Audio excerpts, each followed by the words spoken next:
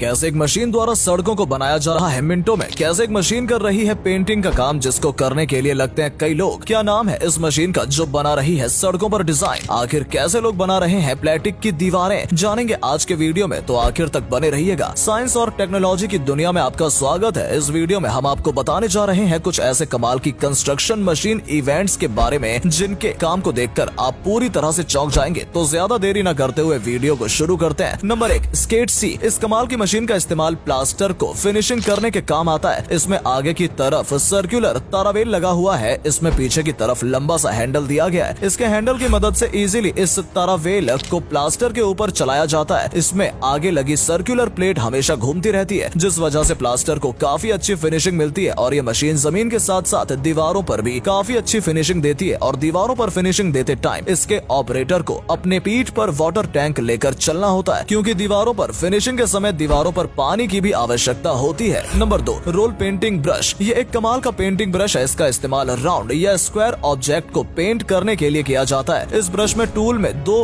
Brushes के particular लगाया जाता है जिस वजह से इस ब्रश टूल की मदद से गोल या फिर स्क्वायर जगहों पर काफी आसानी से पेंट किया जा सकता है। और इस ब्रश के पीछे हैंडल लगाकर इसके लेंथ को भी बढ़ाया जा सकता है और ऊंचाई वाली जगह पर भी आसानी से पेंट किया जा सकता है। Number 3, concrete stamp roller. Concrete के जमीन या सड़क बनाने के बाद इस स्टैंप रोलर द्वारा डिजाइन डाली जाती है। इसमें सबसे पहले कंक्रीट को अच्छी तरह से फिनिश किया जाता है और इस कंक्रीट जमीन के ऊपर इस तरह से रोलर को चलाया जाता है। इस स्टैंप रोलर को काफी सावधानी से धीरे धीरे कंक्रीट पर चलाया जाता है। इस तरह से इस स्टैंप रोलर का फिनिश कंक्रीट पे प्रिंट आ जाता है। इस तरह के कंक्रीट स्टैंपिंग ज्यादातर वॉकिंग ट्रैकर्स के ऊपर किए जाते हैं। Number 4, wallpaper stripping. इस कमाल की मशीन की मदद से दीवार पर लगे पुराने से पुराने पेंट को हटाया जा सकता है। इस मशीन के इस्तेमाल के लिए सबसे पहले इस मशीन में एक स्क्रैपिंग डिस्क लगाकर इस मशीन को दीवारों पर चलाया जाता है, जिससे ये डिस्क दीवार के पेंट को अच्छी तरह से कुरेद देती है। और अच्छी तरह से कुरेदने के बाद एक वाटर स्प्रे की मदद से इन कुरेदी गई दीवारों को गीला किया जाता है। जब दीवारें अच्छी तरह से गीली हो जाती हैं, तो फिर इस मशीन से सेविंग ब्लेड लगाकर इसे दीवारों के ऊपर चलाया जाता है। फिर ये मशीन दीवारों पे लगी पेंट को इजीली हटा देती है। Number 5, spin screed. कंक्रीट की सड़कें जल्दी बनाने के लिए इस तरह की स्पिनिंग रोलर का इस्तेमाल किया जाता है। इस तरह के रोलर की मदद से टाइम और लेबर दोनों की ही बचत होती है। सरफेस पे कंक्रीट को डालने के बाद इस रोलर को 2 लेबर के जरिए दोनों तरफ से पकड़कर चलाया जाता है। बैटरी से चलने वाले इस रोलर में एक वाइब्रेटिंग मोटर भी लगी हुई है जो कि रोलर को लगातार वाइब्रेशन के साथ घुमाती रहती है। इस रोलर को दोनों लेबर अपनी ओर लगातार खींचते रहते हैं और इसमें बीच में लगे खड़े कुछ लेबर कंक्रीट को और लेबल करके जाते हैं। इस रोलर के नीचे आने वाले कंक्रीट इसके वाइब्रेशन दबकर एकदम सेट हो जाता है। इस तरह से आजकल काफी तेजी से कंक्रीट के सड़कों का निर्माण किया जा रहा है। Number 6, Ratle stick. इस तरह के टूल का इस्तेमाल भी कंक्रीट के सड़कों को बनाने में किया जाता है। ये टूल एक वाइपर की तरह दिखता है और इसमें पीछे की तरफ लंबी सी एक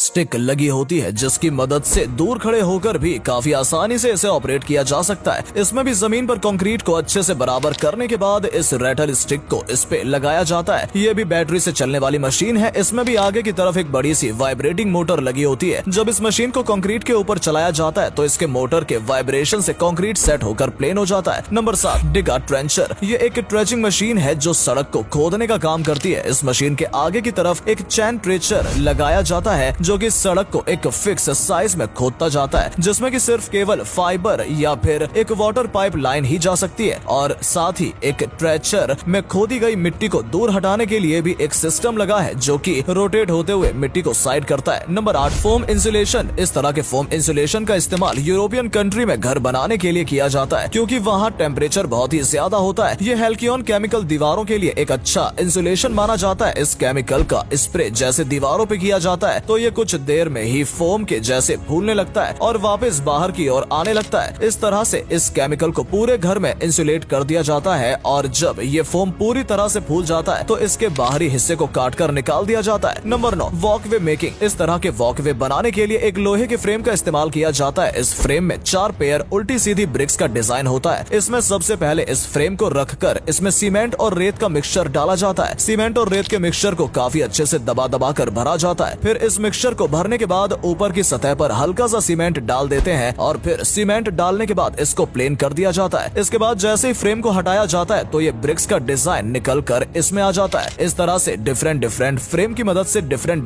डिजाइन बनाए जाते हैं। Number 10, plaster laying tool. इस टूल का इस्तेमाल इस्तेमाल दीवार बनाते समय उस पर प्लास्टर लगाने के समय इस्तेमाल किया जाता है। इस टूल को दीवार पर रखकर मसाला डाला जाता है और फिर धीरे धीरे आगे खिसका दिया जाता है। इस टूल की मदद से दीवारों पर मसाला एक काफी फिक्स अमाउंट में लगता है, जिससे दीवारों में काफी अच्छी फिनिशिंग भी आती है। इस तरह के प्लास्टर लेइंग टूल का इस्तेमाल कंक्रीट ब्लॉक की दीवारों को बनाने के लिए भी किया जाता है। इस टूल की मदद से इन बॉक्स के बीच में काफी सही अमाउंट में प्लास्टर को लगाया जा सकता है, जिससे इन दीवारों को बनाने का काम भी काफी तेजी से किया जा सकता है। Number 11, automatic plaster machine. इस प्लास्टर मशीन की मदद से आप दीवार पर कम समय में बहुत ही जल्दी से निपटाया जा सकता है। प्लास्टर के लिए सबसे पहले मशीन को दीवार के पास सेट करना होता है, फिर इसके बकेट में प्लास्टर को भरना होता है। प्लास्टर के भरने के बाद इस मशीन को बटन प्रेस करते ही मशीन दीवार पर प्लास्टर लगाना शुरू कर देती है। ये मशीन प्लास्टर को चिपकाते हुए ऊपर की तरफ आगे बढ़ती है, जिससे प्लास्टर दीवार पर काफी सफाई से लगते जाते हैं। एक बार चलने के बाद इस मशीन को थोड़ा आगे की ओर बढ़ा दिया जाता है और फिर उसे वहां सेट कर दिया जाता है और फिर इसका एक बटन प्रेस करते ही दीवार पर फिर प्लास्टर लगाना शुरू कर देती है। जहां एक दीवार पर एक कारीगर प्लास्टर करने को पूरा दिन लग जाता है, वहां ये मशीन चुटकियों में कर देती है। Number 12, multi trowel. ये एक नॉर्मल ट्रॉवल नहीं बल्कि रेडियस एडजस्टेबल ट्रॉवल है। इसमें लगी स्टील ब्लेड को मल्टीपल शेप में एडजस्ट किया जा सकता है। इसकी ब्लेड को एडजस्ट करके गोल पिलर और राउंड सरफेस पर इजीली चलाया जा सकता है। इस ट्रैवल की मदद से गोलाई वाली जगह पर प्लास्टर और पुट्टी दोनों लगाई जा सकती है, जबकि एक नॉर्मल फ्लैट ट्रॉवल की मदद से ये काम करना इम्पॉसिबल है। Number 13, cottage. ये एक एडवांस मशीन का इस्तेमाल घर बनाने के बाद दीवारों में इलेक्ट्रिक वायर डालने और नालियां बनाने के लिए इस्तेमाल किया जाता है। इस मशीन को दीवार से लगाकर चलाया जाता है। इस मशीन के अंदर की तरफ एक शार्प ब्लेड लगी है, जो कि दीवार में आसानी से नालियां बनाती चलती है और दीवारों को काटते समय इसमें धूल ना उड़े, इसलिए इस मशीन के नीचे एक वेस्ट पाइप दिया गया है, जिसमें की धूल नीचे होकर इसमें से निकल जाती है। नंबर 14, जेस्ट टूल। इस कमाल के टूल का इस्तेमाल कंक्रीट पिलर को बनाने के लिए जमीन में खड्डा खोदने के काम आता है। ये मशीन जमीन से मिट्टी को खोदकर जमीन से बाहर निकाल देता है। ये एक स्पेशल अटैचमेंट है जो एक मिट्टी को अंदर से काफी चौड़ाई में खोदता है, जिससे जमीन में पिलर को काफी अच्छा बेस मिल पाता है। इस तरह की मशीनें भी कंस्ट्रक्शन के काम में तेजी ला रही हैं। Number 15, wall block. इस तरह के प्लास्टिक के ब्लॉक का इस्तेमाल टेम्पररी वॉल बनाने के लिए किया जाता है। अगर आपके पास भी टाइम कम है और आप अपने घर में टेम्पररी पार्टीशन करना चाहते हैं, तो भी बिना तोड़ फोड़ किए आप अपने घर में इस तरीके से पार्टीशन कर सकते हैं। इन ब्लॉक्स को इंस्टॉल करना भी बहुत आसान होता है। बस आपको इन ब्लॉक्स को एक के ऊपर एक रखना होता है। ये ब्लॉक्स आपस में खुद ही इंटरलॉक हो जाते हैं। इस तरह से इन ब्लॉक्स की मदद से आप काफी आसानी से टेम्पररी वॉल बना सकते हैं। तो दोस्तों, आप सभी को कैसी लगी ये एडवांस कंस्ट्रक्शन मशीनें, हमें कमेंट करके जरूर बताइएगा। और अगर वीडियो पसंद आया हो तो इसे लाइक और अपने दोस्तों के साथ शेयर जरूर करें। धन्यवाद।